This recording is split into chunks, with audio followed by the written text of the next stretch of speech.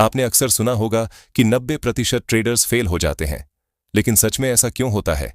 क्या वो मार्केट से हार जाते हैं या अपनी मानसिकता से? आज की वीडियो में हम बात करेंगे ट्रेडिंग साइकोलॉजी की वो हिडन कारण जो 90% से ज्यादा ट्रेडर्स को हारने पर मजबूर करती है। अगर आप ट्रेडर हो या बनना चाहते हो तो यह समझना जरूरी है कि सिर्फ अच्छी स्ट्रैटेजी ही नहीं, माइंडसेट ही आखिरकार जीत या हार तय करता है, जिसके पीछे कुछ मुख्य कारण है जिसे सुधार कर हम लोग एक प्रॉफिटेबल ट्रेडर बन सकते हैं। तो चलो वीडियो को शुरू करते हैं। सबसे पहला और सबसे बड़ा कारण है नॉलेज की कमी। ज्यादातर लोग मार्केट को जल्दी अमीर बनने का तरीका समझ लेते हैं। किसी यूट्यूबर ने प्रॉफिट दिखाया, किसी दोस्त ने कहा यार ट्रेडिंग से बड़ा पैसा बनता है, और बस एक्साइटमेंट में ट्रेडिंग अकाउंट खोल लिया। लेकिन ट्रेडिंग का असली खेल माइंडसेट और स्किल का है। अगर आपको चार्ट एनालिसिस नहीं आता, रिस्क मैनेजमेंट नहीं पता, ट्रेंड और रिवर्सल पहचानना नहीं आता, तो आप मार्केट में बस अंदाजे से ट्रेड कर रहे हैं। मार्केट में अंदाजा नहीं, स्ट्रैटेजी चलती है। प्रोफेशनल ट्रेडर्स हर ट्रेड के पीछे लॉजिक रखते हैं, जबकि बिगिनर ट्रेडर्स होप के भरोसे बैठे रहते हैं। याद रखिए, मार्केट में पैसे वो नहीं कमाते जो जल्दी आते हैं, पैसे वो कमाते हैं जो पहले सीखते हैं। मार्केट आपके हर गलती की कीमत वसूलती है, और वो कीमत होती है लॉस। दूसरा मिथ, अगर मैं सबसे तेज इंडिकेटर लगाऊं मैं प्रॉफिटेबल हो जाऊंगा। बहुत से नए ट्रेडर जब ट्रेडिंग करने आते हैं तो वो सोचते हैं कि कोई ऐसा इंडिकेटर मिल जाए जिसे लगाने के बाद मुझे पता चल जाए कि मार्केट ऊपर जाएगा या नीचे, और वो इंटरनेट पर नए नए इंडिकेटर को ढूंढकर उसका उपयोग करते हैं और उन्हें लॉस ही होता है, क्योंकि कोई भी इंडिकेटर ऐसा नहीं है जो आपको ये बता सके कि प्राइस की डायरेक्शन क्या होने वाली है। क्योंकि अगर कोई इंडिकेटर ये बता पाती कि प्राइस ऊपर जाने वाला है या नीचे, तो इतने सारे इंडिकेटर नहीं होते। चलो इसे समझते हैं। कोई भी इंडिकेटर प्राइस के साथ ही मूव करता है। वो कुछ हद तक आपकी मदद तो कर सकता है, लेकिन जब तक आपको प्राइस एक्शन का पता नहीं होगा वो आपको प्रॉफिट नहीं दिला सकता है। इसीलिए आप इंडिकेटर पर भरोसा करने के बजाय खुद के स्किल को डेवलप करें। प्राइस एक्शन को सीखकर ही आप प्रॉफिट बना सकते हैं। सेल्फ कॉन्फिडेंस, कुछ ट्रेडर को सेल्फ कॉन्फिडेंस बहुत ज्यादा होता है। जैसे कुछ नए नए ट्रेडर जब ट्रेडिंग करने आते हैं और 2-3 ट्रेड में प्रॉफिट करने के बाद उन्हें ऐसा लगने लगता है कि वो बहुत इंटेलिजेंट है और वो बिना सीखे ही पैसा बना सकते हैं, और वो अपने कैपिटल को बहुत ज्यादा बढ़ा देते हैं। लेकिन कुछ ही ट्रेड के बाद उनका बड़ा लॉस लगने लगता है, जिससे उनका कॉन्फिडेंस खत्म हो जाता है और वो ट्रेड ही नहीं ले पाते हैं, क्योंकि उन्हें डर लगने लगता है कि कहीं फिर से लॉस ना होने लगे। इसीलिए कॉन्फिडेंस होना अच्छा बात है, लेकिन बिना नॉलेज के नहीं, क्योंकि ओवर कॉन्फिडेंस आपको लॉस ही देगा। दोस्तों, क्या आपने कभी नोटिस किया है कि जब हम ट्रेडिंग में प्रॉफिट करते हैं तो खुशी कुछ ही देर रहती है, लेकिन जब लॉस होता है तो वो दर्द बहुत गहरा लगता है? तीसरा, ह्यूमन साइकोलॉजी। मानव दिमाग की एक बहुत दिलचस्प बात है, हमारे लिए लॉस का दर्द हमेशा प्रॉफिट की खुशी से ज्यादा होता है। अगर कोई आपको 100 रुपये दे दे तो आपको अच्छा लगेगा, लेकिन अगर वही 100 रुपये आपसे छिन जाएं तो जो तकलीफ होती है वो 2 गुना ज्यादा महसूस होती है।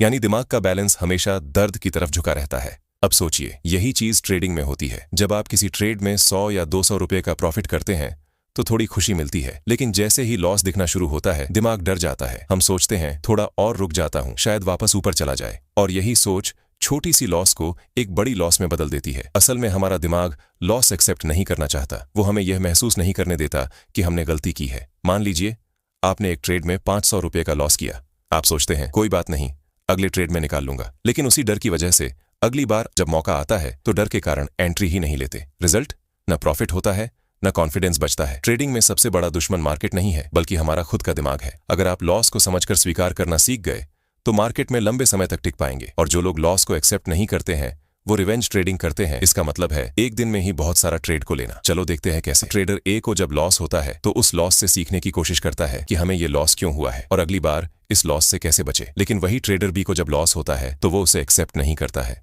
और उस लॉस को कवर करने के लिए बहुत सारे ट्रेड लेने लगता है, जिसमें कोई लॉजिक भी नहीं होता है, जिससे उसका स्टॉप लॉस बार बार हिट होता है। अगर स्टॉप लॉस 500 का था तो उस लॉस को कवर करने के लिए इतने सारे ट्रेड को लेने लगता है कि उसका स्टॉप लॉस 500 से 2000 तक हो जाता है, और वो छोटे लॉस से बड़े लॉस में चला जाता है। इसीलिए आपको लॉस होता है। तो उस लॉस को कवर करने के बजाय एक अच्छे सेटअप का वेट करें, और जब तक आपको सेटअप ना मिले आप ट्रेड में एंट्री ना करें, और अगर आपको अच्छा सेटअप मिलता है तो ही आप ट्रेड ले।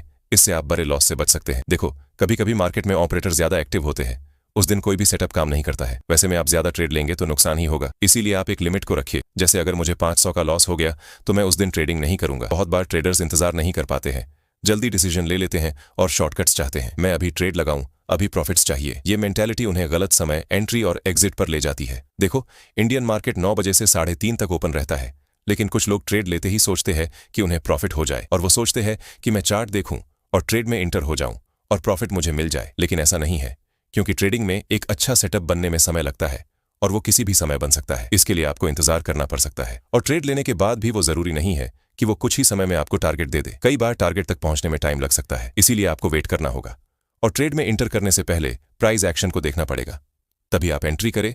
और बहुत से ट्रेडर ऐसे होते हैं जो ट्रेड में एंट्री लेते हैं और उन्हें प्रॉफिट भी होने लगता है, लेकिन थोड़ा ही प्रॉफिट होने पर वो ट्रेड से बाहर हो जाते हैं और छोटा प्रॉफिट ही बुक कर पाते हैं। और जब उन्हें लॉस होता है तो वो लॉस को होल्ड कर लेते हैं, जिससे उन्हें प्रॉफिट नहीं होता है और धीरे धीरे उन्हें लॉस ही होता है और एक दिन ऐसा होता है कि उनका कैपिटल ही खत्म हो जाता है। चलो अब देखते हैं कि ट्रेडिंग में डर कैसे काम करता है। डर का सबसे बड़ा कारण होता है लॉस। जब नए ट्रेडर ट्रेडिंग करने आते हैं तो उन्हें सबसे ज्यादा डर होता है कि कहीं लॉस ना हो जाए, क्योंकि ज्यादातर ट्रेडर नए हैं और उन्हें स्ट्रेटजी पता नहीं होती है, क्योंकि बिना स्ट्रेटजी के कोई भी ट्रेडर प्रॉफिटेबल ट्रेडर नहीं बन सकता है। और डर का दूसरा कारण होता है कि कुछ ट्रेडर ट्रेडिंग करने आते हैं तो वो उधार ले लेते हैं या फिर लोन लेकर ट्रेडिंग करने आ जाते हैं। लेकिन ये सबसे बड़ी गलती है, क्योंकि जब तक आप एक प्रॉफिटेबल ट्रेडर नहीं बनते हैं तब तक आप ये उम्मीद नहीं कर सकते हैं कि आप ट्रेडिंग से हर दिन प्रॉफिट निकाल पाएंगे। इसीलिए आप कभी भी उधार या लोन के पैसे से ट्रेडिंग न करें और ट्रेडिंग सीखने से पहले एक इनकम सोर्स को बनाएं जिससे पैसे आते रहे, क्योंकि बिना इनकम सोर्स के आप प्रॉफिट नहीं कर सकते हैं। क्योंकि अगर तुमने एक दिन प्रॉफिट कर लिया तो ये जरूरी नहीं है कि हर दिन प्रॉफिट हो। इसीलिए ऑनलाइन हो या ऑफलाइन एक इनकम सोर्स बिल्ड जरूर करें। इससे आपको ट्रेडिंग करते समय लॉस का डर नहीं होगा और आप अच्छे ट्रेड ले पाएंगे, जिससे धीरे धीरे आप एक प्रॉफिटेबल ट्रेडर बन सकते हैं। स्टॉप लॉस लगाना। बहुत सारे ट्रेडर ट्रेडिंग करते समय स्टॉप लॉस तो लगा लेते हैं, लेकिन उन्हें पता ही नहीं होता है कि सही स्टॉप लॉस क्या होगा। क्योंकि कुछ ट्रेडर बहुत छोटा स्टॉप लॉस लगा लेते हैं, जिससे प्राइस अगर थोड़ा भी ऊपर नीचे जाता है तो उसका स्टॉप लॉस हिट हो जाता है। उसे लगता है कि अगर छोटा स्टॉप लॉस लगा दिया तो कम नुकसान होगा, लेकिन उसका स्टॉप लॉस बार बार हिट होता है और वो प्रॉफिट भी नहीं कर पाता है, जिससे उसका कैपिटल धीरे धीरे खत्म हो जाता है। वही कुछ ट्रेडर बहुत बड़ा स्टॉप लॉस लगा देते हैं, जिससे उसका स्टॉप लॉस जब हिट होता है तो बड़ा लॉस हो जाता है। इसीलिए स्टॉप लॉस ऐसा हो जो हिट ना हो, जो ना ज्यादा बड़ा हो और ना ज्यादा छोटा। लेकिन इसके लिए आपको स्टॉप लॉस लगाना सीखना पड़ेगा, क्योंकि अगर सही स्टॉप लॉस नहीं लगाया तो वो आपके कैपिटल को खत्म कर देगा। Risk management. ट्रेडिंग में आप तभी प्रॉफिट कर सकते हैं जब आप रिस्क मैनेजमेंट को फॉलो करें, क्योंकि बिना रिस्क मैनेजमेंट के आप कभी भी एक प्रॉफिटेबल ट्रेडर नहीं बन सकते हैं। इसके लिए आपको रिस्क मैनेजमेंट को अच्छे से समझना होगा। जैसे अगर आपने ट्रेडिंग किया तो कम से कम 1:2 का रिस्क रिवॉर्ड रखे, जिससे आप प्रॉफिट कर सके। क्योंकि कुछ ट्रेडर जब ट्रेडिंग करते हैं तो रिस्क रिवॉर्ड का पालन नहीं करते हैं। जैसे अगर किसी ट्रेड में 100 रुपए का स्टॉप लॉस लगा हो तो 200 का प्रॉफिट होना चाहिए। इससे आप अगर 2 ट्रेड में लॉस करते हैं और एक ट्रेड में प्रॉफिट करते हैं तो भी आप प्रॉफिट में ही रहेंगे। लेकिन कुछ लोग लॉस को तो होल्ड कर लेते हैं और प्रॉफिट में जल्दी निकल जाते हैं, इसीलिए वो एक प्रॉफिटेबल ट्रेडर नहीं बन पाते हैं। लेकिन आपको इस बात का ध्यान भी रखना होगा कि सभी ट्रेड में आपका रिस्क रिवॉर्ड अलग अलग हो सकता है, लेकिन जिस ट्रेड में अच्छा रिवॉर्ड मिले वही ट्रेड आपको लेना चाहिए। साथ ही ये याद रखिए कि आप अपने कैपिटल का 2% से ज्यादा रिस्क न लें, क्योंकि कुछ ट्रेडर एक ही दिन में इतने ट्रेड ले लेते हैं जिससे उसका अकाउंट ही खाली हो जाता है।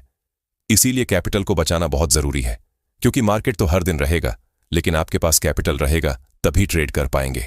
अच्छी स्ट्रेटजी का ना होना। कुछ ट्रेडर बिना किसी लॉजिक के मार्केट यहां से ऊपर चला जाएगा या नीचे चला जाएगा, ये सोचकर ट्रेड लेते रहते हैं और ये भी एक कारण है जिससे लॉस होता है, क्योंकि बिना किसी स्ट्रेटजी के आप 1-2 ट्रेड में तो प्रॉफिट कर सकते हैं, लेकिन फिर लॉस ही होगा। सभी ट्रेडर की स्ट्रेटजी अलग अलग हो सकती है। कोई ट्रेड लाइन पर ट्रेड लेता है, कोई ब्रेकआउट होने पर, कोई सपोर्ट या रेसिस्टेंस पर। इसीलिए आपके पास एक अच्छा सेटअप होना चाहिए जिसकी एक्यूरेसी कम से कम 70% होना चाहिए। एक्यूरेसी को चेक करने के लिए आप बैक टेस्टिंग कर सकते हैं, साथ ही कैंडल कैसे काम करता है, सपोर्ट रेसिस्टेंस कैसे ड्रॉ करना है और चार्ट पैटर्न के साथ साथ ट्रेड का भी पता होना चाहिए।